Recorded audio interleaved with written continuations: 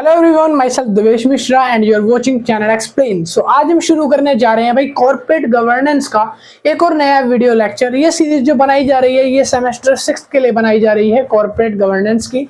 चाहे आप BCom honours में हो या फिर आप बीकॉम प्रोग्राम में हो, ये सीरीज आप लोग देख सकते हो अगर आपके पास कॉर्पोरेट गवर्नेंस सेमेस्टर में आपके पास सब्जेक्ट है तब। ठीक है, इस सीरीज का आज हम करने जा रहे हैं लास्ट लेक्चर, यानी कि चैप्टर नंबर 7 का पार्ट नंबर 3 आज हमारा होगा।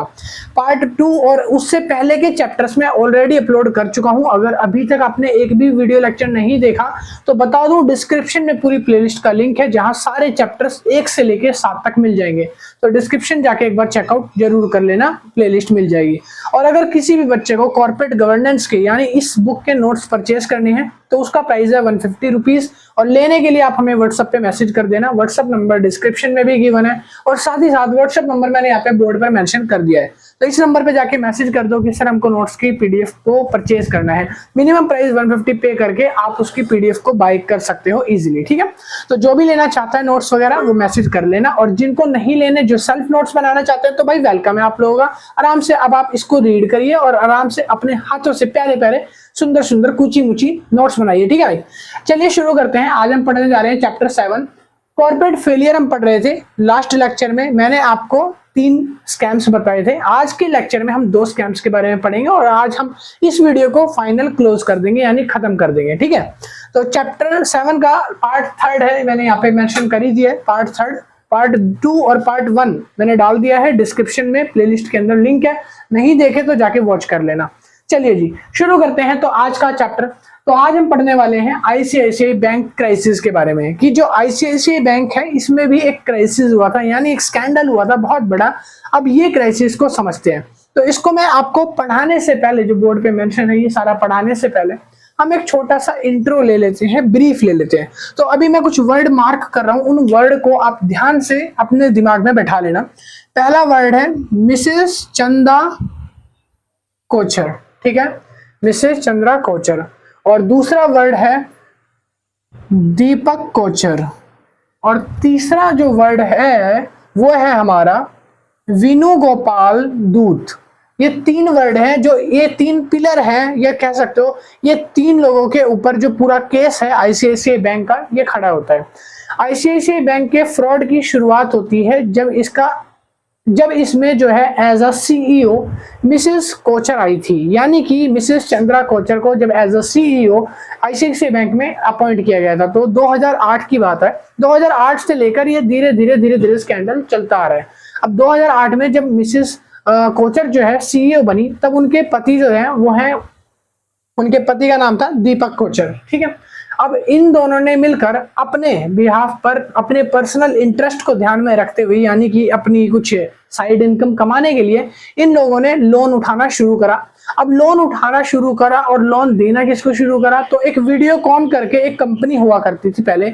वीडियोकॉन कंपनी के जो मैनेजर थे, यानी कि सीईओ थे, जो उसके डायरेक्टर थे, उनका नाम था विनु गोपाल दूत। विनु गोपाल दूत जो है एक क्लोज फ्रेंड की तरह भी थे, एक रिलेटिव की तरह भी थे। किसके साथ? ये थे मिसेस कोचर के और मिस्टर कोचर के, एक रिलेटिव्स की तरह इनके संबंध थे।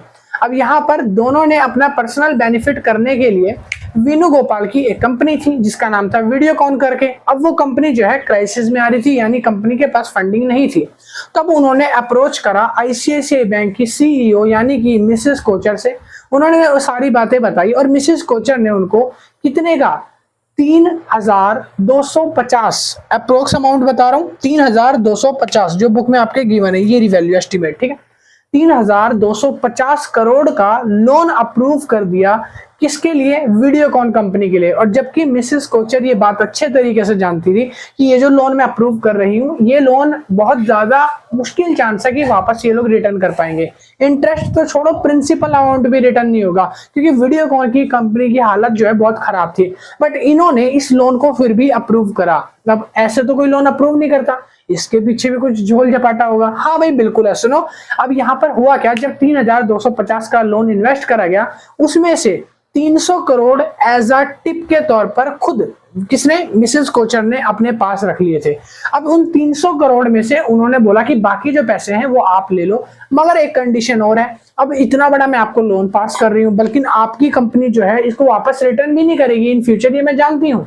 ये मिसेस कोचर को बहुत अच्छे तरीके से पता था।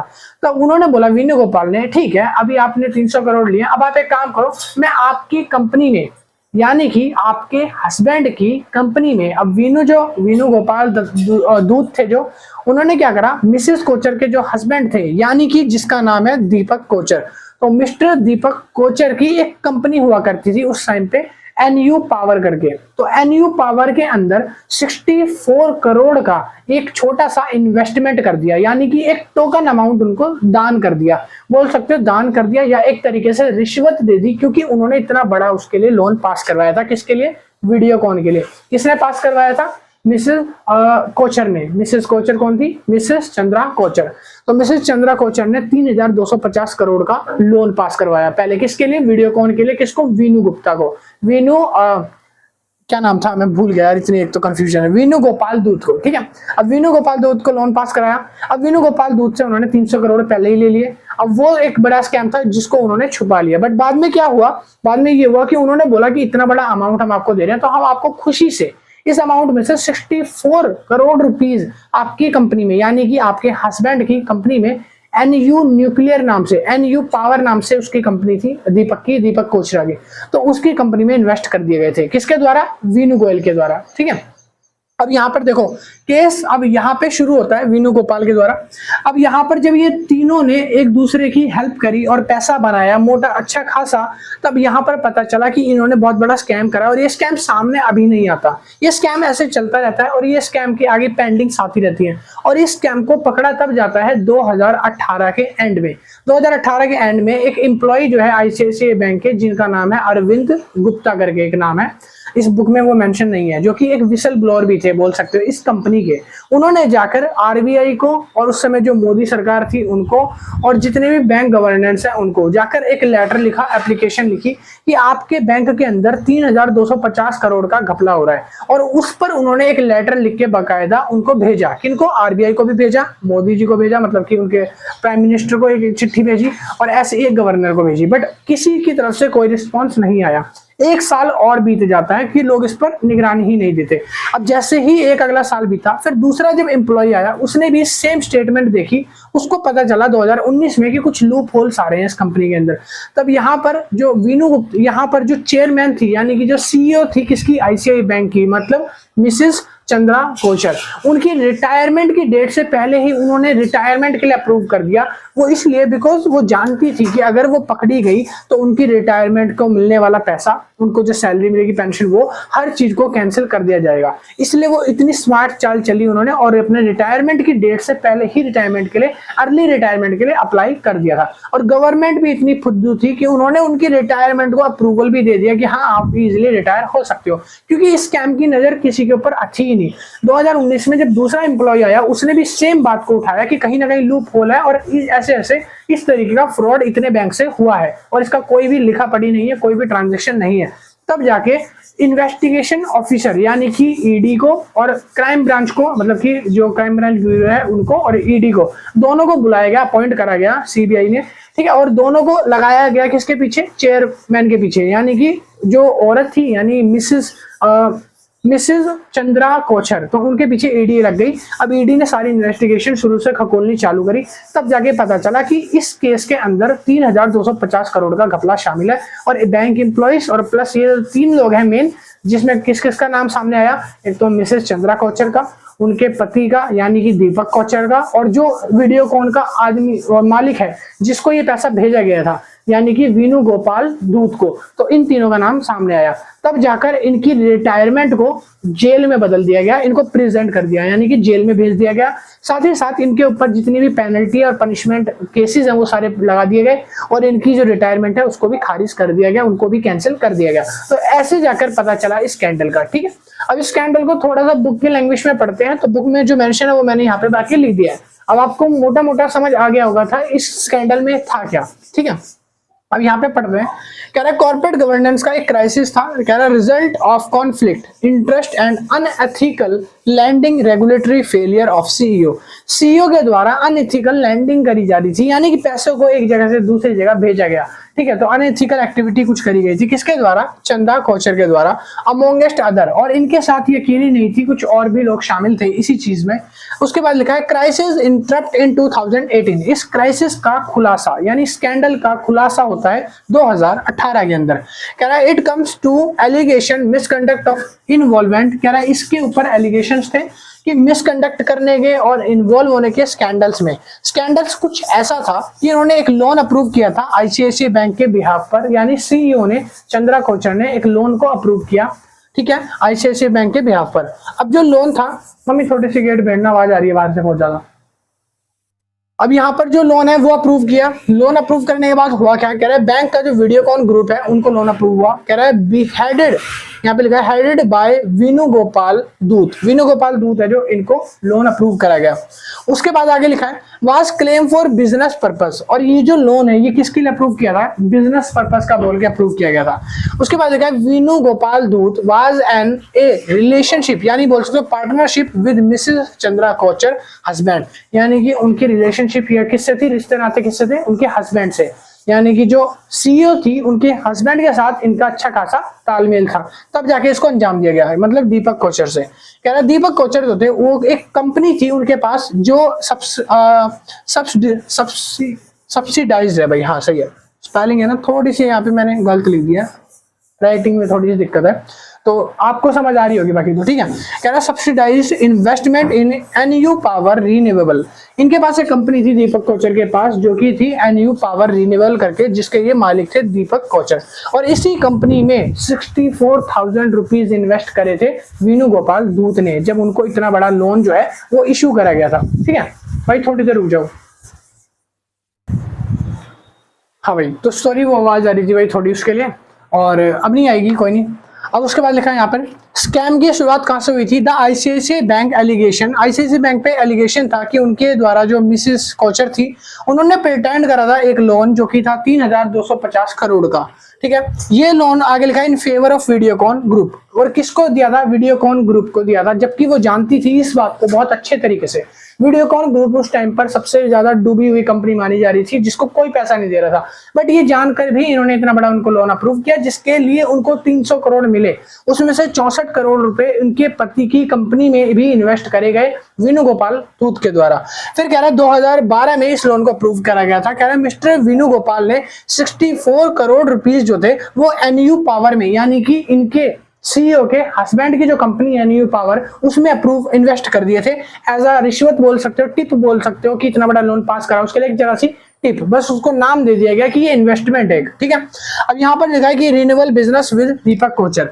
अगला हम पढ़ने वाले हैं की गवर्नेंस के फेलियर आईसीआईसीआई बैंक के अंदर, कि क्या क्या कारण थे, कौन से रीजन थे जिसकी वजह से गवर्नेंस फेलियर हुआ।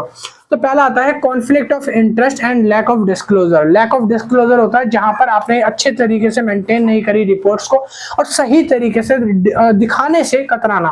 पहला पॉइंट है इसका अनक्लियर सेपरेशन, ये रहा unclear separation of personal and professional interest, कि आपको सबसे पहले तो ये क्लियर करना पड़ता है अगर आप बैंक में ऐसी रेपुटेटेड जॉब पे काम कर रहे हो कि आपका मोटिव क्या है। आपको अपने लिए पैसा बनाना है, आपको प्रोफेशनली काम करना है, बैंक के लिए काम करना है, या आप पर्सनली अपने कुछ मोटिव के लिए काम कर रहे हो, अपने ही लिए कुछ ऐसा सेल्फ काम कर रहे हो।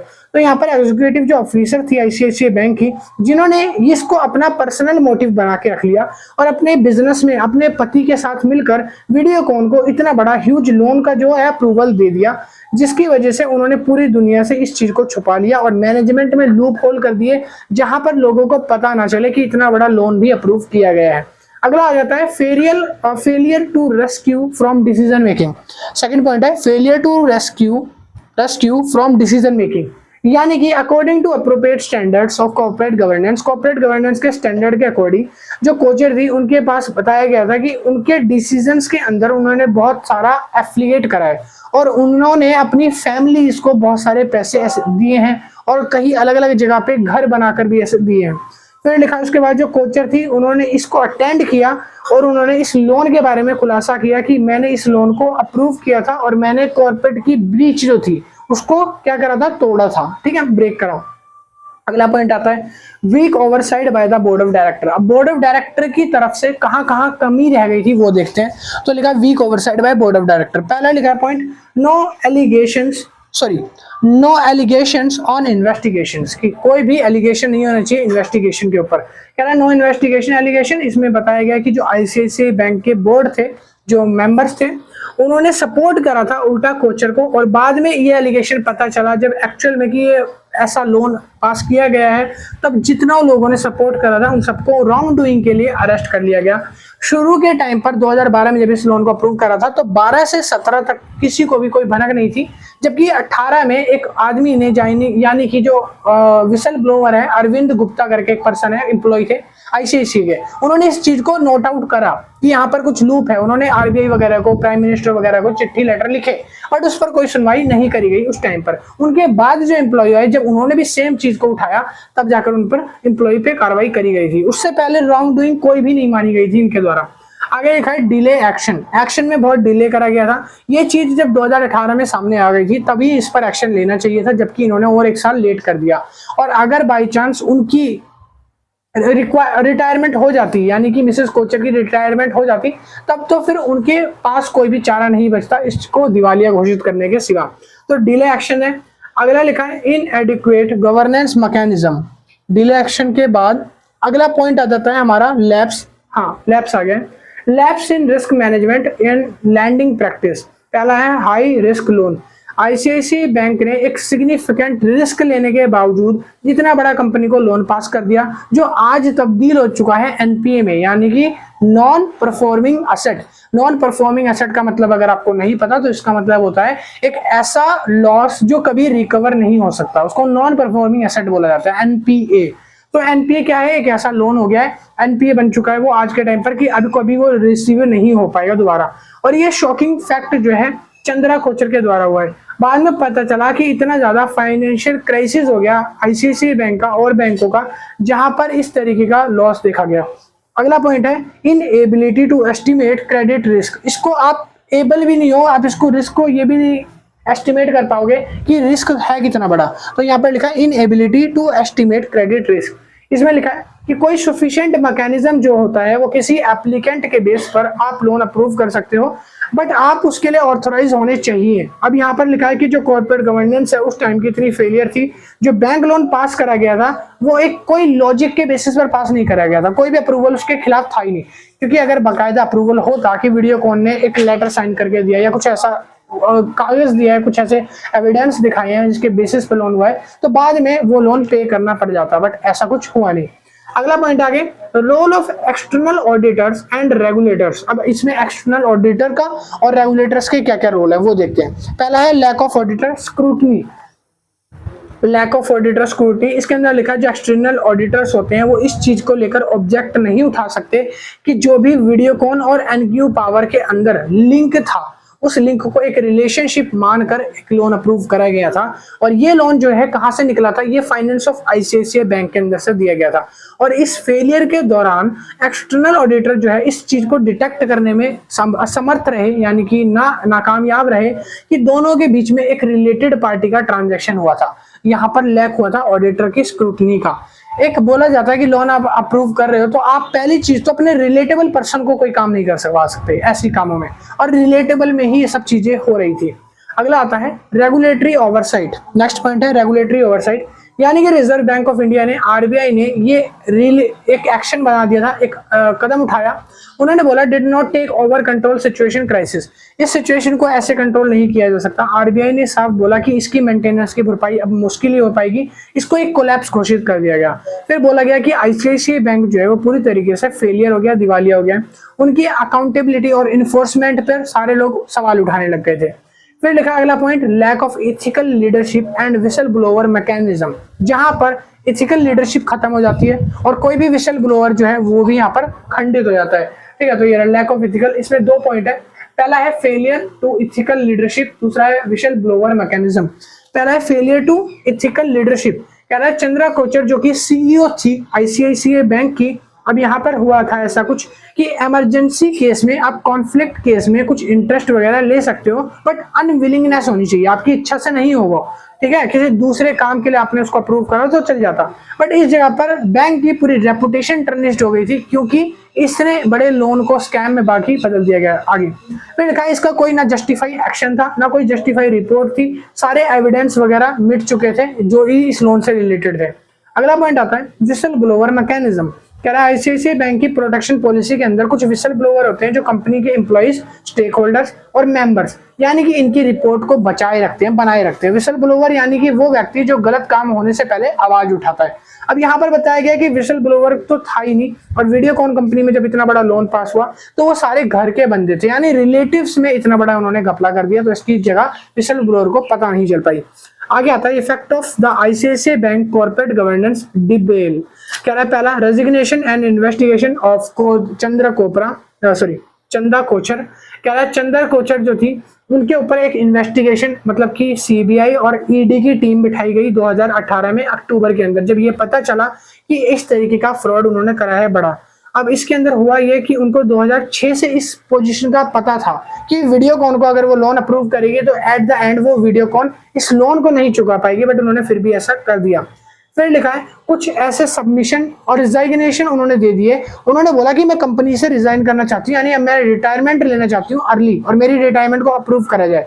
एक पल तो बैंक ने उसको अप्रूव भी कर दिया था, ये मानते हुए कि हाँ इनका टाइम पीरियड बहुत अच्छा रहा है और इन्होंने कोई ऐसा फ्रॉड वगैरह नहीं करा है, इनको अप्रूव कर दो। बट 2018 में उससे पहले कुछ ऐसा होता है कि जब कोर्ट है, हाई कोर्ट यानी कि जो सुप्रीम कोर्ट है, उनके जस्टिस जो उस टाइम करते थे यानी कि BN श्री कृष्णा, तो BN श्री कृष्णा ने ये पता लगाया, कुछ इन्वेस्टिगेशन, कुछ सूत्रों से ये पता चला कि कोचर ने एक बहुत बड़ी कंट्रोवर्सी क्रिएट कर दी है। कोचर ने जो है आईसीआईसीआई बैंक में बहुत बड़ा स्कैम कर दिया है। उन्होंने कुछ ऐसे लोन पास करे हैं जिसका कोई भी नॉन डिस्क्लोजर है। इस रिपोर्ट के चलते जो है सुप्रीम कोर्ट ने बोला पहले आप ट्रांसपेरेंसी दोगे, जब तक पूरी ट्रांसपेरेंसी आपके खिलाफ एविडेंस नहीं मिलते आपको कोई भी रिटायरमेंट वगैरह नहीं मिलेगी, आपको कस्टडी में रखा जाएगा। 2019 के अंदर जब पता चला कि पूरी तरीके से दिवालिया हो गया था आईसीआईसीआई बैंक, उनके एम्प्लॉइज वगैरह के पास पैसे नहीं थे, तब इस जगह पर हुआ ये कि उनको स्ट्रिक्ट कड़ी सजा दी गई थी और उनको बोला गया था कि आपको प्रिजनर होना पड़ेगा, जेल में डाल दिया जाएगा, ठीक है, और उनकी जो रिटायरमेंट वगैरह थी वो भी कैंसिल कर दी जाएगी। फिर लिखा अगला पॉइंट आता है reputation damage of ICICI bank. Second point है रेपुटेशन डैमेज, यानी कि जो आईसीआईसीआई बैंक थी उसकी रेपुटेशन को पूरा डाउन कर दिया गया। जो उनका स्टिग्मा था, यानी कि आईसीआईसीआई बैंक एक बड़े गिना चुनिंदा बैंकों में से आते थे जिसका एक स्टिग्मा बना हुआ था कि लोगों के बीच अच्छी रेपुटेशन थी, तो वो सारी गिर गई थी क्योंकि लीडरशिप वहां पर थी नहीं। उनके स्ट्रक्चर में इतने लूप होल्स आ चुके थे इस स्कैम के बाद कि लोग उस पर ट्रस्ट नहीं करते थे। तो फेथ इशू आने की वजह से जहां फेथ इशू आता है वहां पर लोगों का ट्रस्ट डाउन होने के कारण बैंक में इन्वेस्टमेंट भी नहीं आती। अगला पॉइंट आता है लीगल एक्शन और रेगुलेटरी। तो सेबी ने ईडी को और सेबी को अपॉइंट करा, दोनों ने इस फ्रॉड के खिलाफ पर्दाफाश किया और इन्होंने कोचर के खिलाफ और उसके हस्बैंड के खिलाफ और जो दूसरा था यानी कि वीनू गोपाल धूत था उसके खिलाफ 2019 में एफआईआर फाइल करी गई और इन तीनों के खिलाफ जो है एलिगेशन लगाए गए करप्शन के और क्रिमिनल कॉन्फ्रेंसिस के, ठीक है, यानी कि इन्होंने फाइनेंस क्राइम कराए और इसके फ्रॉड के पीछे इनका जब पर्दाफाश हुआ तब उसके बाद इनको आगे का फर्दर प्रोसीजर बताया गया, यानी कि इनको जेल का रास्ता फिर दिखाया गया। आगे लिखा है reform at ICICI bank. Governance कब रिफॉर्म हुई? कह रहा है गवर्नेंस ने फिर कुछ ऐसा मेजर करने के बाद ना नई पॉलिसीज बनाई, कुछ अलग सी पॉलिसी कि इस तरीके से आप अपने रिलेटेड वगैरह को यहाँ पर इस तरीके का लोन पास नहीं कर सकते। फिर अगला पॉइंट आता है उसके बाद strengthening internal control. Strengthening internal control में लिखा है कि जितनी भी प्रैक्टिस या रिस्क मैनेजमेंट हुआ है वो सारा का सारा भुगतानीय है और यहाँ पर जितनी भी लैंडिंग फ्यूचर में होने वाली है उसको कंट्रोल करने के लिए आज से आपको कंट्रोल मैनेजमेंट टीम को बैठाना पड़ेगा और जिससे कंपनी की स्ट्रेंथ अच्छी हो सके। अब हम पढ़ते हैं lesson from the ICICI bank crisis. इस बैंक के क्राइसिस से आप लोगों को क्या सीख मिलती है, आईसीआईसीआई बैंक इससे क्या समझता है? तो पहला आता है इंपॉर्टेंस समझता है इथिकल लीडरशिप की, कि कहीं भी आप फाइनेंशियली सर्विस दे रहे हो तो आपको एक इथिकल इंडिविजुअल इंडिपेंडेंट बनना जरूरी है। कोई भी कॉन्फ्लिक्ट से पहले आपको परमिशन लेनी पड़ेगी, आपको विलिंगनेस होना चाहिए, आप किसी भी सिचुएशन को इस तरीके से अवॉइड या हल्के में नहीं ले सकते। अगला पॉइंट आ जाता है बोर्ड अकाउंटेबिलिटी। अब डायरेक्टर्स ने ये रेगुलेट किया कि जो बोर्ड है उसने बिल्कुल भी वर्क अच्छे तरीके से नहीं निभाया था, जिसकी वजह से इस स्कैंडल का पता नहीं चल सका। मैनेजमेंट टीम की एक्टिविटी को इंश्योर करा जाएगा, मैनेजमेंट जो भी एक्शन लेगी उस पर प्रॉपर निगरानी होगी और स्टैंडर्ड्स को बना दिया गया, यानी कि कुछ स्टैंडर्ड्स कंडक्ट कर दिए गए आरबीआई के द्वारा कि हर बैंक इसको फॉलो करेगा। फिर अगला पॉइंट आ जाता है कॉन्फ्लिक्ट ऑफ इंटरेस्ट पॉलिसीज। कुछ ऐसी पॉलिसीज बनाई गई नई जो कि आज सीनियर मैनेजमेंट के टॉप लेवल जो ऑफिसर्स हैं उनके लिए स्पेशल बनाई गई है कि आगे चलकर कोई भी ऐसा दोबारा ना कर सके। फिर उसके बाद उन्होंने बताया कि स्पेशली रिलेटिव्स में अगर कोई सिमिलर बिजनेस करता है या आपका कोई रिलेटिव है तब आप उसको इस तरीके का बड़ा लोन जो है पास नहीं कर सकते, उनके ऊपर ट्रस्ट इशू करके सिर्फ, या कोई भी ऐसा राइटिंग एक्टिविटी नहीं करोगे आप। कोई भी मान लो आपका दोस्त है, आपका यार है, आपका कोई पड़ोसी है, नेबर है जो बहुत अच्छा होगा, कितना भी अच्छा हो, बट बैंक के बिहाफ पर आप कोई भी बिचौलिए के बनकर उनको लोन बैंक के लिए पास नहीं करोगे और बैंक को इस तरीके के स्कैंडल में नहीं डालोगे। अगला लिखा है स्ट्रॉन्ग विसल ब्लोअर मैकेनिज्म आया, जिसमें कोई भी मिसकंडक्ट रिपोर्ट होगी या कोई भी ऐसा एक्टिविटी होगी जो अनएथिकल है या कोई बिहेवियर ऐसा करा जा रहा है जो कि रॉन्ग डूइंग के अंदर आता है, कंपनी की वोयलेट करता है पॉलिसीज को, रेगुलेशन को बैंक की, तब उसमें विसल ब्लोअर मैकेनिज्म खड़ा रहेगा। विसल ब्लोअर मैकेनिज्म क्या करेगा, इसकी एक्टिविटी यही होगी कि ये निगरानी रखेगा, सुपरवाइजरी करेगा और मैनेजमेंट का ध्यान रखेगा। तब इस तरीके के रूल बनाए गए ध्यान में रखते हुए इस स्कैंडल को। समझ आया? चलिए फिर आज के लिए आपने एक केस पढ़ लिया है, ये था आईसीआईसीआई बैंक का फ्रॉड स्कैंडल। अब दूसरा पढ़ने वाले हैं यस बैंक का क्राइसिस क्या था। अब यस बैंक के लिए मेरे को ये मिटाना पड़ेगा और आप लोगों को ये उतारना पड़ेगा, नोट डाउन करना पड़ेगा। अब आप इसको नोट डाउन करो, फिर मैं यस बैंक का आपको सिखाता हूँ, ठीक है।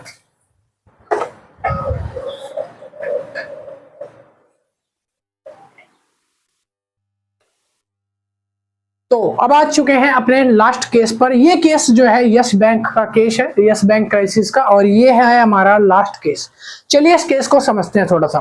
देखो यस बैंक केस की जो शुरुआत है ना, ये हुई थी 2003 से, यानी कि इनके जो सीईओ हैं, यानी कि जो इनके एमडी हैं, सीईओ हैं, उनका नाम है, दो लोगों से मिलकर इनकी शुरुआत हुई थी। पहले थे राणा कपूर और दूसरे थे अशोक कपूर, ठीक है। दोनों ही अलग अलग पार्टनर थे। राणा कपूर जो है ये काफी ज्यादा पॉपुलर नाम है, इस नाम को आप याद रखना क्योंकि इस नाम के ऊपर पूरी केस स्टडी है।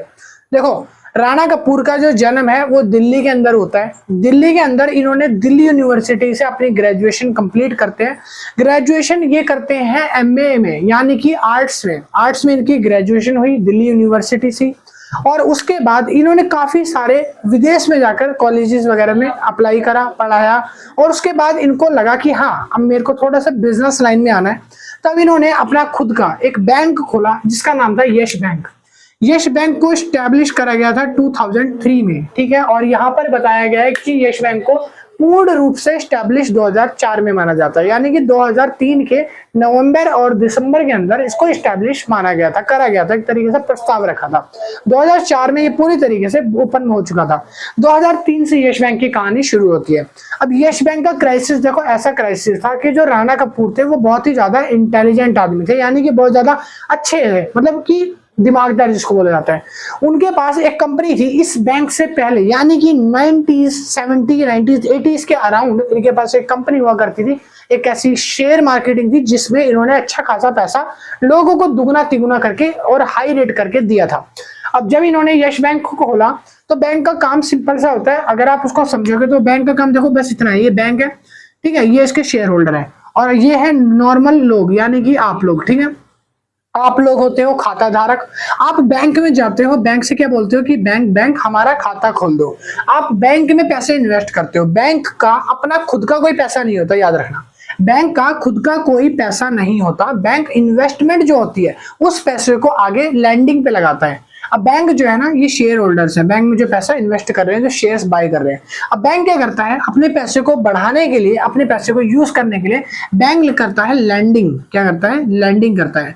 बैंक लैंडिंग वालों को लोन प्रोवाइड करता है, और ज्यादा अमाउंट पर लोन प्रोवाइड करने से क्या होता है कि जो लैंडिंग वाले हैं ये लोन के बदले में लोन के प्रिंसिपल अमाउंट के साथ साथ एक इंटरेस्ट अमाउंट भी पे करते हैं बैंक को। अब जब बैंक को वो इंटरेस्ट आता है तब बैंक, आप अगर उसमें पैसा इन्वेस्ट कर रहे हो, यानी आप उसमें अकाउंट खुलवा रहे हो तो आपको भी बैंक इंटरेस्ट देता है। तो इस तरीके से आप भी खुश, क्योंकि आपका पैसा बैंक में इन्वेस्ट हुआ, आपको 5, 7, 10 रुपए का इंटरेस्ट मिलता रहता है हर 2, 3 महीने के दौरान, ठीक है। और बैंक भी खुश, क्योंकि बैंक उस पैसे को इन्वेस्ट करता है मोटी रकम लैंडिंग के तौर पर, और जो लैंडर्स होते हैं वो बैंक को पैसा अदा करते हैं, ठीक है। तो ये था यस बैंक का काम, और नॉर्मल बैंक का यही काम प्रोसीजर रहता है। अब यहाँ पे फ्रॉड कैसे होता है, यहाँ स्कैम कैसे होता है, और यहाँ पे कैसे शुरुआत हुई वो समझते हैं। तो इसकी बैंक की शुरुआत हुई थी 2003 में, बट एस्टेब्लिश 2004 में इसको माना गया है। अब यहाँ पर जब बैंक शुरू होता है, बैंक शुरू होने के बाद 2005 आ जाता है। 2005 में यहाँ पर इतनी ज्यादा डिमांड हो जाती है, यस बैंक जो है ना, यस बैंक जो है पूरे वर्ल्ड का 4th लार्जेस्ट बैंक है। क्या है? 4th, और बाद में 5th लार्जेस्ट बैंक हो गया अब तो फिलहाल। तो ये बैंक जो है यस बैंक, ये पूरे वर्ल्ड का, कोई सेंट्रल छोटा मोटा बैंक नहीं है, ये पूरे वर्ल्ड का 5th लार्जेस्ट बैंक आता है पूरी वर्ल्ड में, ठीक है। बहुत बड़ा बैंक है यस बैंक, ठीक है। अब यस बैंक की जब 2005 आती है, इसमें ना कुछ लोग अपने शेयर्स के लिए पैसा डालते हैं, जैसे 45 रुपए इन्वेस्ट कर दिए। एक शेयर जो कि 45 रुपए का था किस टाइम पर? 2005 में। अब इस शेयर की वैल्यू 10 साल बाद यानी कि 2015 में जो लोगों को मिली, यानी कि 2014 के अराउंड 2014 में लोगों को इस 45 रुपए के शेयर के बदले में 1400 रुपए मिले हैं। 10 साल बाद इस 45 रुपए को 10 गुना नहीं, उससे कई ज्यादा गुना इसको बढ़ा के मिला, ठीक है। तो 10 गुना होता तो 450 का शेयर होता, बस 10 साल में यानी कि 9 साल के अंदर अंदर बैंक ने इतना ज्यादा म्यूचुअल अपने इंक्रीज कर लिए, अपने इन्वेस्टर इंक्रीज कर लिए, बैंक को ऑल ओवर द वर्ल्ड इतनी ज्यादा प्रोग्रेस मिलती है। अब यहीं पे स्कैम की शुरुआत होती है 2015 से। 2015 जब आता है, जब देखता है कि बैंक की रेपुटेशन इतनी ज्यादा बढ़ गई है, तो जो इनके एमडी है यानी कि इनके सीईओ है, जिसका नाम है क्या, राणा कपूर, ये रहा बाय राणा कपूर। तो राणा कपूर जो है एक इंटेलिजेंट आदमी है, इनके दिमाग में आता है कि बैंक को और बड़ा करा जाए, और ये फटाफट से लोन देना शुरू करते हैं। एक एग्रेसिव तरीके से ये लैंडिंग करना शुरू कर देते हैं, यानी कि एक वैसा तरीका जहां पर आंख बंद करके हर किसी को छोटा बड़ा बड़े बड़े अमाउंट पे लोन पास किए जा रहे हैं। वो लोन कहां से आ रहा है? उस लोन को लेने के लिए इन्होंने बैंक के शेयर्स को गिरवी रखा, यानी कि शेयर्स को पब्लिक में डिस्ट्रीब्यूट करा, पब्लिक ने शेयर्स लेकर पैसा दिया, उस पैसे पर लोन उठा के दे दिया, और जहां से लोन वापस आया तो ठीक है, वैसे तो लोन वापस आता है। अगर लोन का पैसा वापस नहीं आया तो यहां पर प्रॉब्लम आती है स्कैंडल वाली। इतने बड़े अमाउंट पर इन्होंने लोन इशू कर दिया था कि उसके बाद अब जब पैसा डूबने लगा तब बैंक को इस चीज की चिंता होने लगी। यश कपूर को, ये जो राणा कपूर है, इनको चिंता होने लगी कि अब यहां पर स्कैंडल भी घोषित किया जा सकता है। तो 2015 से इन्होंने एग्रेसिव तौर पर लोन देना स्टार्ट करते हैं, जहां से स्कैंडल की शुरुआत होती है। 2018, जैसे ही 2018 आता है, तब इतने में पता चल जाता है किसको, आरबीआई को, कि बैंक जो है एग्रेसिव तौर पर सबको लोन बांट रहा है, बड़े बुरी तरीके से लोन प्रोवाइड कर रहा है लोगों को, ठीक है। अब इस तरीके से अगर वो लोन प्रोवाइड करता रहा तो बैंक जल्दी दिवालिया हो जाएगा। बैंक ने अपनी खुद की संपत्ति को, असेट्स को, जो शेयर्स हैं उनको गिरवी तक रखती है इस चीज के लिए। तब यहाँ पर आरबीआई इसके ऊपर एक्शन लेती है, आरबीआई नोटिस में देखती है, जब इसको नोटिस में आती है तब आरबीआई बोलती है कि राणा कपूर को 2019 के बाद, यानी कि 2015 से लेकर 19 तक सीईओ अभी माना गया है यस बैंक का, 2019 के बाद आपको सस्पेंड कर दिया जाएगा। क्यों? क्योंकि आपने ये जो इलीगल एक्टिविटी करी है, जो आपने लोन प्रोवाइड करा है किसी बिना बेस के, जो फटाफट से लोन डाले हैं, इसकी वजह से आपने जो घोटाला होगा उसके बाद आपको यहाँ से हटा दिया जाएगा, आपको सस्पेंड कर दिया जाएगा। 2019 के बाद आपको एज अ गवर्नर या बोल सकते हैं सीईओ बैंक का नहीं माना जाएगा, ठीक है। अब यहाँ पर अब जो बुक में लिखा है कि स्टडी, थोड़ा उसको समझने की कोशिश करते हैं यस बैंक का क्राइसिस क्या है।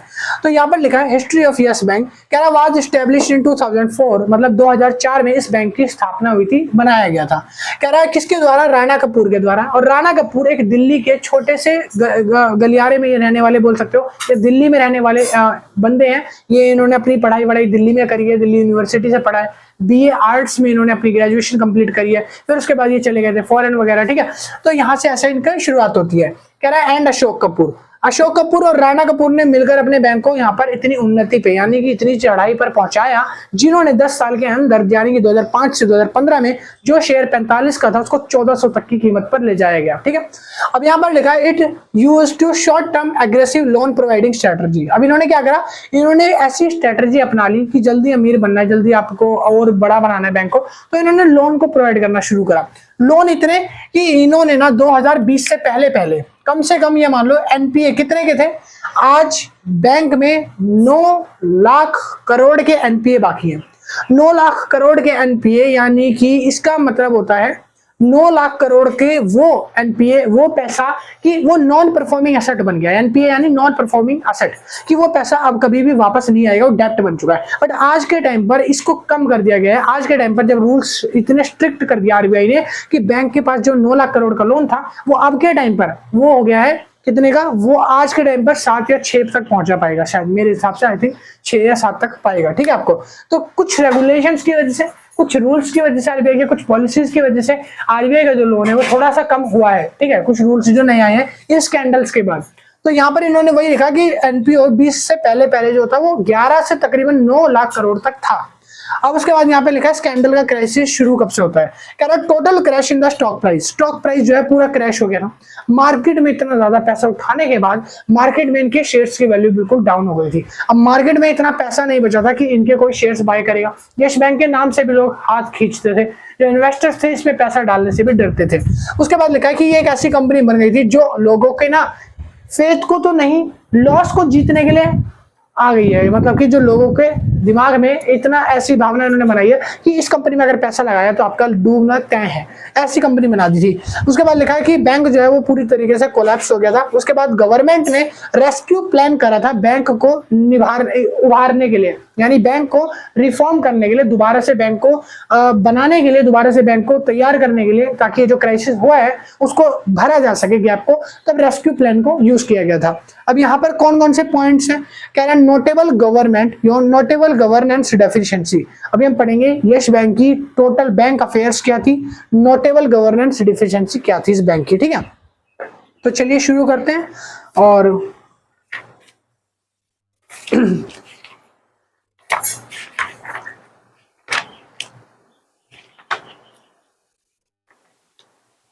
हाँ, तो पॉइंट नंबर 1 आता है। सबसे पहले मैंने लिखा है faculty approach of lending a risk strategies. कह रहा है कि जिसकी वजह से इन्होंने फटाफट से एग्रेसिव तौर से लोन देना शुरू करा, एक रिस्क लिया। पहली है उसके अंदर हाई लैंडिंग रिस्क, यानी कि हाई लैंडिंग रिस्क जब राणा कपूर ने एक एग्रेसिव तरीके से during the period, during the tenure, यानी कि इनके समय के दौरान, इनके काल के दौरान इन्होंने बहुत एग्रेसिव तरीके से लोगों को लोन पास आउट करना शुरू कर दिया था, ये बिना जानकर कि किसी तरीके की उनकी कोई क्रेडिट वर्थ है भी या नहीं है। ठीक है, लोगों के पास अगर मान लो उस चीज का कोई प्रूफ नहीं है कि वो इतना पैसा चुकाएगा कैसे, फिर भी उनको लोन प्रोवाइड किया जा रहा था बस अपनी एनपीओ बढ़ाने के लिए। अब यहाँ पे लिखा है एनपीओ जो है as a borrower not able to pay the repel they places and burden balance sheet in the bank. कह रहा है कि जो ऐसे लोग थे जो एनपीए में शामिल हो गए हैं आज के टाइम पर, वो बहुत सारे लोग ऐसे थे जिन्होंने पैसा बैंक से उठाया क्योंकि वो एग्रेसिव तौर पे पैसा दे रहा था और इन्होंने उठा लिया फायदा। अब उसके बाद वो सारा आज के टाइम पर बैड डेट्स में यानी कि एनपीए में शामिल हो चुका है। अगला आ जाता है weak risk management framework. Rana Kapoor ने ये बिना जाने ये आइडेंटिफाई ही नहीं करा कि उनके पास कितना क्रेडिट रिस्क आएगा, उन्होंने सही तरीके से मैनेज ही नहीं करा और अपने बोरोवर्स को यानी कि जो लेंडर्स थे उनको आंख बंद करके लोन देना शुरू कर दिया। तीसरा आ जाता है कंसंट्रेशन रिस्क। 2 हो गए पॉइंट। अगला पॉइंट आता है यहाँ पे governance failure at the board level. Governance board level पर कैसे फेल हुए। पहला लिखा है नो रिलेवेंट कंट्रोल एक्सिस्ट, किसी भी तरीके का कंट्रोल एग्जिस्ट ही नहीं करता था। यश बैंक के अंदर राणा कपूर की इतनी चलती थी या बोल सकते हो इतना दबदबा था कि राणा कपूर के बिना कहे कोई कुछ काम करता ही नहीं था। तो यहाँ पर बोर्ड ऑफ डायरेक्टर क्या ही कर लेते। तो यहाँ पर इन्होंने बताया कि सारा का सारा जो इफेक्ट हुआ है वो राणा कपूर की वजह से हुआ है। बैंक जो है जितने भी रिजल्ट लेता है, जितने भी डिसीजन लेता है वो राणा कपूर के कहे हुए लेते हैं। उसके साथ साथ जितनी भी इंस्पेक्शन हुई है वो राणा कपूर के ही कहने पर हुई है।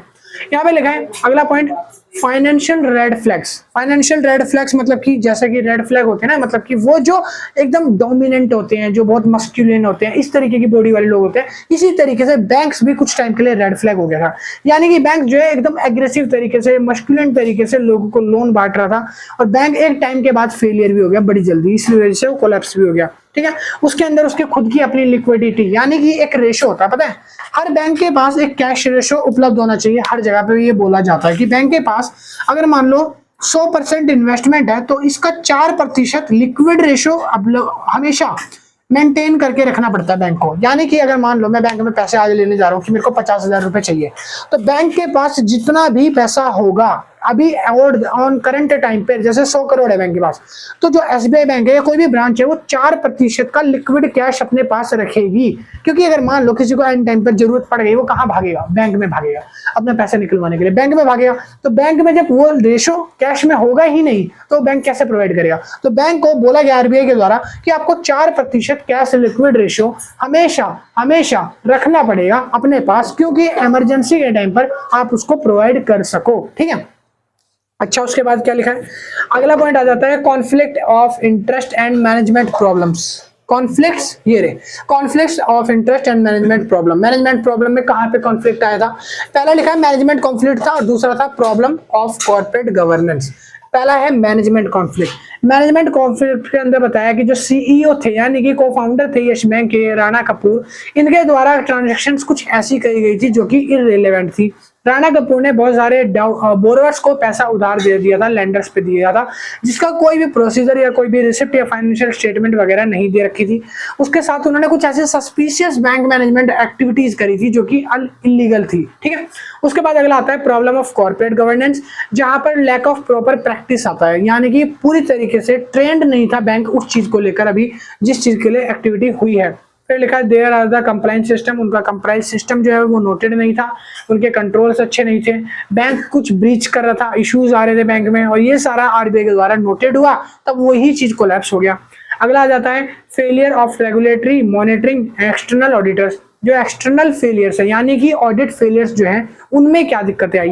कह रहा है ऑडिट फेलियर के टाइम पर यह पता चला कि जितने भी असेट्स हैं एक्चुअल में जो शो करी गई हैं और रिलेवेंट वो वैसी है नहीं। अगर मान लो क्या कहता है, ये कहता है कि बैलेंस शीट जो है, बैलेंस शीट के अंदर असेट साइड में दिखाया गया कि हमारे पास 5000 करोड़ की असेट अभी अवेलेबल है, बट ये एक्चुअल फिगर थी ही नहीं। एक्चुअल में पता चला कि 500 करोड़ रुपए ही अभी उसके पास अवेलेबल है बैंक के पास। तो इसको बोलते हैं कि ऑडिट कंट्रोल ना हो पाना। ठीक है, यानी कि ऑडिट में जो रिपोर्ट्स दिखाई गई हैं, जो रिपोर्ट्स आई है, फाइनेंशियल स्टेटमेंट जो सामने आई है वो बिल्कुल इनकरेक्ट आई है। उसके बाद बताया गया कि एक ट्रू और फेयर का परफॉर्मेंस जो है बैंक का वो गैप था, वो मिसिंग था। बैंक जो है अपनी अफेयर्स का एक ट्रू यानी कि एक सही फेथफुल डेटा प्रोवाइड ही नहीं कर पा रहा था। फिर अगला लिखा है रेगुलेटरी कोलैप्स। बैंक के साथ हमेशा रेगुलेटरी कोलैप्स होते रहते थे। ठीक है, अब रेगुलेटरी कोलैप्स में क्या लिखा है कि आरबीआई ने ये ब्लेम लगाया कि आपने जितनी भी एक्टिविटी करी है वो सारी की सारी सिचुएशन के लीगल मानी जाती है। आरबीआई ने साफ साफ ये भी क्वेश्चन लगाया कि जो यस बैंक है उसको रिव्यू करने के बाद पता चला उसने बैंक ने इतना ज्यादा प्रॉब्लमेटिक इंफ्रास्ट्रक्चर बना दिया है। अगला पॉइंट आता है उसके बाद इन्फ्लुएंस और stakeholders and the financial system. फिर लिखा है जो यस बैंक है उसने मल्टीपल टाइम जो है वो स्टेक होल्डर्स को फाइनेंशियल सिस्टम में पैसे वगैरह प्रोवाइड करे हैं। पहला आता है उसके अंदर इन्वेस्टर लॉसेस, मैंने यहाँ पे मेंशन करे हैं investor losses, bail out and reconstructing impact on banking sector. तो पहला आता है इन्वेस्टर लॉसेस, यानी कि जिन इन्वेस्टर्स ने बैंक में पैसा डाला था वो एक कोलैप्स होने के बाद अब पैसा अपना खींचने को बोल रहे हैं, वो अपने बैंक जाते हैं और बैंक से पैसा वापस निकालने की डिमांड करते हैं क्योंकि वो उस ह्यूज लॉस से सफर नहीं होना चाहते। अब वो इतना बड़े लॉस में शामिल नहीं होना चाहते जो बैंक के किसी अनएम्प्लॉयड व्यक्ति के द्वारा या बोल सकते हो राणा कपूर के द्वारा करा गया हो। ठीक है, अगला आता है बेलमेंट एंड रिकंस्ट्रक्टिंग। सरकार ने 2020 में कुछ प्लान बनाए, कुछ पॉलिसी बनाई। उन्होंने बोला कि 10,000 करोड़ यानी कि 1.3 बिलियन का एक रेस्क्यू स्ट्रेटजी निकाली, जिससे सरकार ने बोला कि बैंक को दोबारा से रिकंस्ट्रक्ट किया जाएगा। बैंक का एम यही होगा कि ग्रुप ऑफ इन्वेस्टर्स जो हैं वो दोबारा आ जाएं, पैसा इन्वेस्ट करें, बैंक को किसी तरीके से दोबारा से बस खड़ा हो जाए। और इस बैंक को बेचने की बात करी गई कि आप इसको एसबीआई बैंक को बेच दो। एसबीआई बैंक ने साफ मना करा। उन्होंने बाद में बोला हम इसके 49% शेयर्स जो हैं यस बैंक के वो खरीदेंगे, राइट खरीद लेंगे, हम बाकी नहीं खरीदेंगे। कितना? सिर्फ 49%, यानी कि पूरी जो मेन इक्विटी रहेगी, जो प्रिंसिपल रहेगा वो यस बैंक का ही रहेगा। सिर्फ 49% का मालिक रहेगा एसबीआई। ठीक है, फिर आता है impact on banking sectors. Impact on impact on banking sectors कह रहा है जो बैंक थे इस क्राइसिस के बाद अपनी इस चिंता में व्यस्त रह गए थे कि बैंक को कौन हैंडल करेगा। प्राइवेट सेक्टर ने हाथ सिकोड़ लिए थे, इन्वेस्टर्स अपने पैसा लगा नहीं रहे थे, फाइनेंशियल क्राइसिस ज्यादा आ गया था और यहाँ पर जो कैश था वो भी लिक्विडिटी में अभी अवेलेबल नहीं था कि लोग अपने क्राइसिस के पैसे को ले सके। अगला पॉइंट आता है कॉन्सिक्वेंस एंड रिफॉर्म्स। किस तरीके के कॉन्सिक्वेंस आए और कैसे रिफॉर्म करा गया यस बैंक को वापस से। पहला आता है management changing and legal action. RBI के द्वारा कुछ लीगल एक्शंस लिए गए। इसके अंदर बताया गया है कि 2019 में जो राणा कपूर थे उनको सीईओ की पोजीशन से हटाने की मांग करी गई कि राणा कपूर को 2019 में सीईओ की पोजीशन छोड़नी पड़ेगी और आपको स्ट्रिक्ट वीकनेस के तौर पे आपको प्रिजनर करा जाएगा, यानी कि जेल में भेजा जाएगा। अब यहाँ पर राणा कपूर के खिलाफ आरबीआई ने जो है फाइनेंशियल इन्वेस्टिगेशन शुरू कर दी और आरबीआई ने इन्वेस्टिगेशन के लिए किसको अपॉइंट करा? ईडी को। ठीक है, इन्वेस्टिगेशन डिपार्टमेंट को, ईडी को बोला कि आप सारे ऑपरेशंस को होल्ड करोगे, बैंक के अकाउंट्स आप सीज करोगे और जितने भी फेलियर रिकॉर्ड्स हैं वो सारे आप चेक करोगे। गवर्नेंस रिफॉर्म कैसे होता है उसके 3 पॉइंट्स यहाँ पे लिखे हैं। पहला है बोर्ड रिकंस्ट्रक्टिंग, दूसरा है स्ट्रेंथ रिस्क मैनेजमेंट और तीसरा आता है इनहैंस रेगुलेटरी कंप्लायंसेस। गवर्नर ने बोला इन 3 चीजों पर आपको काम करना है और इससे होगा बैंक का रिफॉर्म। ठीक है, अच्छा अगला पॉइंट आता है कि बैंक को इससे क्या लेसन लर्न होता है, यानी कि कौन सा लेसन बैंक ने लर्न किया, कौन सी चीज बैंक को समझ आई यस बैंक को इतने बड़े स्कैम के बाद। यस बैंक ने यह समझ लिया था कि जो नीड है रिस्क स्ट्रॉन्गर मैनेजमेंट की वो होनी चाहिए, यानी कि बैंक को मेंटेन करने के लिए प्रॉपर मैनेजमेंट सिस्टम होना चाहिए, पॉलिटिकल रिस्क होने चाहिए, प्लान्स होने चाहिए एड्रेस करने के लिए रिस्क, उसके लिए अच्छे कंट्रोलर बंदे होने चाहिए। दूसरा responsibility of the board director. Board director ये रहा, कहाँ है? ये रहा रिस्पॉन्सिबिलिटी ऑफ बीओडी यानी कि board of director. Board of director की रिस्पॉन्सिबिलिटी बनती है कि बैंक में आने वाले कॉन्फ्लिक्ट्स को रोके, आउटसाइडर जो पैसा इन्वेस्ट कर रहे हैं उसको ध्यान से मैनेज करे। फिर अगला पॉइंट आता है कॉन्फ्लिक्ट ऑफ इंटरेस्ट मैनेजमेंट, की कॉन्फ्लिक्ट नहीं होना चाहिए, जो भी पैसा रेज हो रहा है वो सारा पैसा ट्रांसपेरेंसी से डिस्क्लोज होना चाहिए। जितना पैसा आया है, जितना पैसा जाएगा उसका एक रिकॉर्ड होना चाहिए जो कि आरबीआई के पास आपको सबमिट भी करना पड़ेगा। फिर आता है रेगुलेटरी ओवरसाइट। रेगुलेटरी इसमें लिखा नहीं यहाँ पे, बस ये 3rd पॉइंट। ठीक है, अगला पॉइंट आता है common government problem in various corporate failure India and abroad. हमने ना 4थे चैप्टर में ये पढ़ा था कि कौन से ऐसे स्कैम है जो अबॉर्ड में हुए थे, जैसे मैक्सवेल का हो गया था, बीसीसीआई का हुआ था। ठीक है, तो ये कहाँ हुए थे? ये अबॉर्ड में हुए थे, यानी कि फॉरेन कंट्री में। अच्छा, हमने आज के चैप्टर में यानी पूरे चैप्टर 7 में तीनों लेक्चर में हमने ये पढ़ा कि वो स्कैम हमने पढ़े जो इंडिया में हुए हैं। अब यहाँ पे लिखा है लास्ट पॉइंट, चैप्टर का आखिरी टॉपिक है, क्या कहता है कि कॉमन गवर्नेंस प्रॉब्लम क्या क्या थी जो कॉर्पोरेट फेलियर हुए इंडिया में। तो इसके बेसिकली जो कारण पूरे मोटा मोटा हमने निष्कर्ष निकाला ना, निचोड़, पूरे चैप्टर का निचोड़ ये आया कि यहाँ पर जो फेलियर हुए हैं बैंक, जितने भी स्कैम घोटाले हुए हैं, 6-7 स्कैम मैंने आपको पढ़ाए हैं। आज की वीडियो में 2, कल की वीडियो में 3 और उससे अगली वीडियो में पार्ट 1 में 1, तो 3 और 1 4 और आज की वीडियो में मिला के 6, टोटल 6 स्कैम मैंने आपको पढ़ा दिए। अब इंडिया में जो ये 6 बड़े घोटाले हुए हैं इनका निष्कर्ष ये निकल के आया, ये पॉइंट मैंने यहाँ पे मेंशन कर दिए। अब इन पॉइंट्स को मैं बार बार एक्सप्लेन नहीं कर रहा क्योंकि मैं ऑलरेडी एक्सप्लेन कर चुका हूँ इसको, हर पॉइंट्स में यही पॉइंट घूम फिर के आते हैं। बस मैं आपको ये पॉइंट समझा देता हूँ। तो लास्ट टॉपिक है आपके बुक का, कह रहा है कॉर्पोरेट गवर्नेंस जो फेलियर हो जाती है, जो प्रॉब्लम बार बार क्रिएट होती है इंडिया में स्कैम्स और स्कैंडल की वजह से, उसमें कुछ ऐसे तर्क सामने आए हैं। वो तर्क क्या थे? पहली चीज लैक ऑफ ट्रांसपेरेंसी, कि जितने भी स्कैंडल हुए हैं अभी तक उसमें सिर्फ यही पता चला कि ट्रांसपेरेंसी किसी में नहीं थी। एक कॉमन क्लू जो सब बैंकों में हमने देखा या सब स्कैंडल्स में देखा, ट्रांसपेरेंसी की डिस्क्लोजर की कमी थी, पहला क्लू हो गया। दूसरा क्लू है वीक बोर्ड ओवरसाइट, कह रहा है बोर्ड ऑफ डायरेक्टर और मैनेजमेंट टीम की तरफ से कमी रह गई थी। ये हर बार हर केस में हमने देखा है कि यहाँ पर जो सीईओ है वही सारे बैंक के डिसीजन लेता है। तीसरा पॉइंट है रिस्क मैनेजमेंट शॉर्टकमिंग। शॉर्टकमिंग के टाइम पर जो ह्यूज फाइनेंशियल लॉसेज होते हैं वो सारे के सारे क्यों होते हैं? क्योंकि मैनेजमेंट में कमी रहती है। अगला आता है weak internal controls. Internal control यानी कि रेड फ्लैग हो जाना, ऑडिट कमेटी अच्छे से काम ना करना या फिर कंप्लायंसेस को चेक ना करना। ठीक है, तो इसकी वजह से जो है वीक इंटरनल कंट्रोल हो जाता है। कहा गया? Weak internal control, 4th point.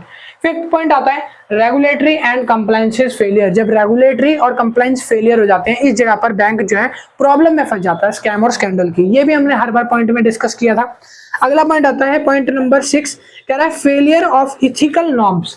Failure of ethical norms of conflict of interest, कह रहा है लोगों के इंटरेस्ट और उनकी इंडिपेंडेंसी का, यानी कि गलत फायदा उठाना किसी की आजादी का, इस वजह से इथिक्स ना बना पाना और यहाँ पर बैंक कोलैप्स हो जाना। ठीक है, तो ये कारण होता है। अगला लास्ट सबसे आखिरी कारण है poor corporate culture and leadership. Poor corporate culture, corporate का poor culture, good corporate governance का फॉलो ना किया जाना, लीडरशिप अच्छी नहीं होना और विसल ब्लोअर मैकेनिज्म वगैरह जैसी चीजों का आवंटन, यानी कि उनका ना होना। ठीक है, तो ये था आपका पूरा चैप्टर नंबर 7। हाँ, तो कॉन्ग्रेचुलेशंस भाई सब बच्चों के लिए कि आपका चैप्टर नंबर 7 जो है यहाँ पर खत्म हो गया है पूरा का पूरा। बुक में जितने भी टॉपिक्स थे, ये वीडियो लेक्चर थोड़ा सा लंबा हो गया इसलिए मैंने इसको पार्ट वाइज डाला, क्योंकि पार्ट 1 जो था वो 25 मिनट का, पार्ट 2 1 घंटे का, पार्ट 3 तकरीबन 40 मिनट का। अगर मैं पूरा जोड़ देता तो तकरीबन 2 घंटा 20 मिनट के अराउंड फिल्म बन जाती, पूरी वीडियो तो बनी जाती। ठीक है, सुनो, तो अभी मैंने क्या करा, पूरा चैप्टर 7 कंप्लीट करा दिया। इसके बाद कोई अलग वीडियो लेक्चर नहीं आने वाला इस कॉर्पोरेट गवर्नेंस सीरीज का। ये है आपकी बुक का लास्ट चैप्टर। आई होप अगर आपने सारे चैप्टर मेरे नहीं देखे अभी तक तो डिस्क्रिप्शन में पूरी प्लेलिस्ट का लिंक डाल दूंगा, वहां से जाके आप पूरे 7 के 7 वीडियो लेक्चर्स के चैप्टर को वॉच कर लेना। बुक के अंदर 7 के बाद अगला चैप्टर कोई नहीं है और पूरी बुक आपकी कॉर्पोरेट गवर्नेंस यहाँ पे खत्म हो जाती है। तो अब आपको करना क्या है, अब आपको अगर नोट्स बाय करने हैं तो आप मैसेज कर देना व्हाट्सएप पे, नंबर डिस्क्रिप्शन में भी है, बोर्ड पर भी है, जाके मैसेज करो कि सर हमको नोट्स परचेज करने हैं। मिनिमम अमाउंट है 150 जो पे करके आप नोट्स की पीडीएफ को परचेज कर सकते हो। ये सारे टॉपिक्स आपको नोट्स में मिल जाएंगे, आप वहां से इजीली पढ़ सकते हो। और हाँ, अगली वीडियो किस बुक के ऊपर बनानी है वो भी कमेंट कर देना कि अगला पेपर किसका है, कौन सी बुक के ऊपर वीडियो बनाई जाए, क्योंकि कॉर्पोरेट गवर्नेंस यहाँ पर आज आपका आखिरी लेक्चर है ये वाला। इस लेक्चर के बाद आपका कॉर्पोरेट गवर्नेंस खत्म हो चुका है। अब आप एंजॉय करो, एक बुक आपकी खत्म और हो गई। तो मैंने अभी तक कॉर्पोरेट गवर्नेंस, बिजनेस एनालिटिक्स और GST and custom law complete करवा दिया है। कुछ बच्चे लॉ एंड डेवलपमेंट बोल रहे हैं, कुछ बच्चे बिजनेस रिसर्च मेथोडोलॉजी बोल रहे हैं कि वो करा दो जल्दी, है ना। तो देखेंगे दोनों में से जो भी होगा कंप्लीट कराएंगे। बाकी आप कमेंट में बताना कि कौन सी बुक अगली आपको चाहिए। और अभी आप इसको उतार लो, मैं मिलता हूँ नेक्स्ट वीडियो में। Tata bye bye, thank you, keep watching. अब आपका बुक खत्म करवा दी मैंने, एंजॉय करो, ठीक है।